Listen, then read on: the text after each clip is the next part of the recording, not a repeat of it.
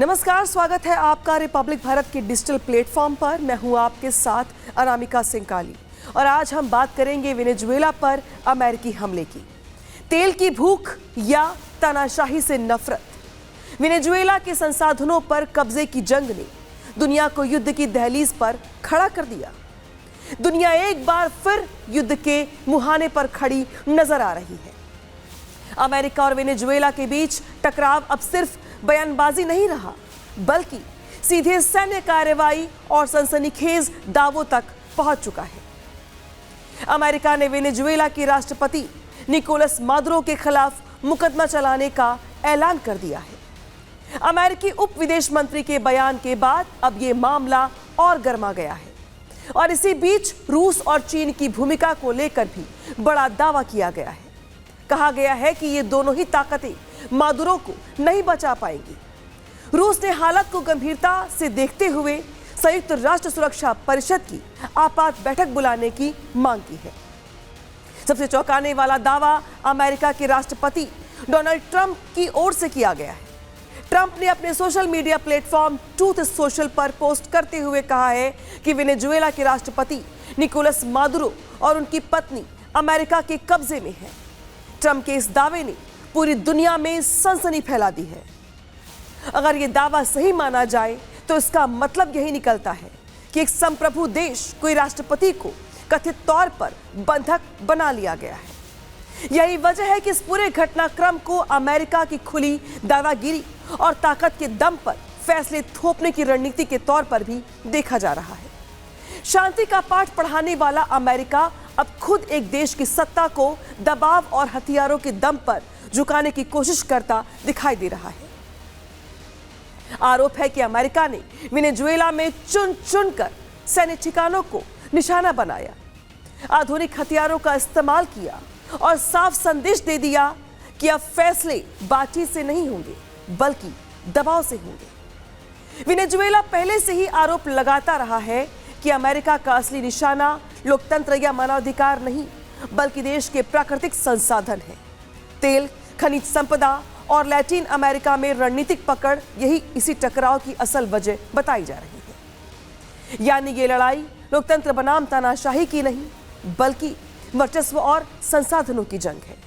सवाल खड़े होते हैं कि क्या लैटिन अमेरिका को नया युद्ध क्षेत्र बनाया जा रहा है और क्या ये सिर्फ वेनेजुएला की कहानी है या आने वाले बड़े वैश्विक टकराव की आहट।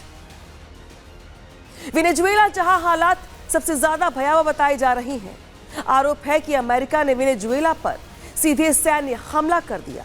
युद्धपोतों और लड़ाकू विमानों को राजधानी काराकास की ओर रवाना किया गया। काराकास दहल उठा है। आधी रात को अमेरिकी सेना ने हमला बोला और अब हवा, जमीन और समंदर तीनों ही रास्तों से वेनेजुएला पर धावा बोला जा रहा है।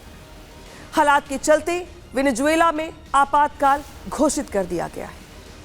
तस्वीरों और वीडियो में भयावह नजारा सामने आ चुका है। अमेरिकी वायुसेना के चिनूक और अपाचे हेलीकॉप्टर्स काराकास के ऊपर गरजते दिखाई दे रहे हैं। सैन्य ठिकानों पर धमाके हुए, बमबारी की गई और अब एक के बाद एक वेनेजुएला के मिलिट्री बेस को निशाना बनाया गया। अमेरिका ने वेनेजुएला में अपनी सबसे खतरनाक स्पेशल यूनिट डेल्टा फोर्स को उतार दिया है। डेल्टा फोर्स अमेरिकी सेना की वो विशेष यूनिट मानी जाती है जिसे विदेशों में बेहद संवेदनशील और हाई रिस्क ऑपरेशन के लिए तैनात किया जाता है। 1977 में गठित यह फोर्स हाई वैल्यू टारगेट को पकड़ने या खत्म करने के लिए जानी जाती है। ये CIA और FBI जैसी एजेंसियों के साथ मिलकर काम कर चुकी है और इसके नाम कई बड़े ऑपरेशंस बताए जाते हैं जिनमें सद्दाम हुसैन की गिरफ्तारी और अबू बकर अल बगदादी के खिलाफ कार्रवाई भी शामिल है।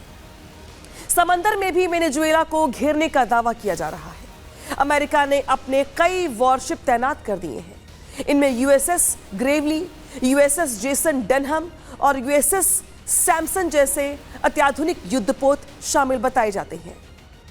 इन जहाजों पर टॉम हॉक क्रूज मिसाइलें, एंटी सबमरीन हथियार और एडवांस रडार सिस्टम लगे हैं जो हवा, समंदर और पनडुब्बी से होने वाले खतरों को एक साथ ट्रैक कर जवाब दे सकते हैं। आरोप है कि ऐसे कुल 7 अमेरिकी जंगी जहाजों ने काराकास के आसपास तबाही मचाई।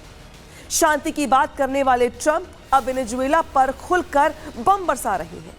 कुल मिलाकर तस्वीर बेहद खतरनाक बनती जा रही है।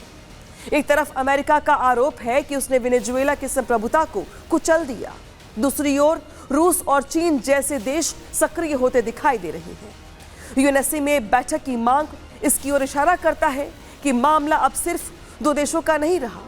सवाल वही है कि क्या ये नई विश्व व्यवस्था की शुरुआत है, जहां ताकतवर देश दबाव और हथियारों से फैसला करेंगे, और क्या वेनेजुएला के बाद अगला निशाना कोई और होगा? दुनिया टकटकी लगाए जवाब का इंतजार कर रही है।